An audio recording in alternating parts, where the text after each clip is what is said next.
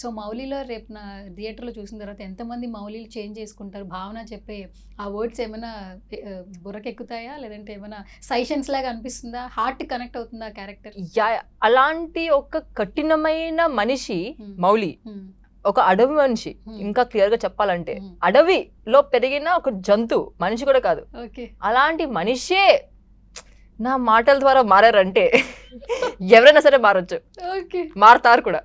మారినప్పుడు ఆ కిక్ వేరుంటుంది తెలుసా? ఫస్ట్ చెప్పినప్పుడు అంతే. అలాంటి అడవి మనిషి మనం చెప్తుంటే మారుతున్నాడు అనే ఫీల్ బాగుంటుంది. ఇది మన డప్పు ఇక్కడ.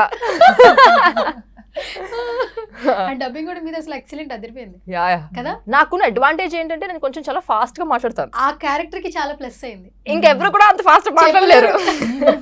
బేసిక్ గా శరత్ కుమార్ గారు మాత్రమే కొంచెం ఫాస్ట్ గా చెప్తుంటారు.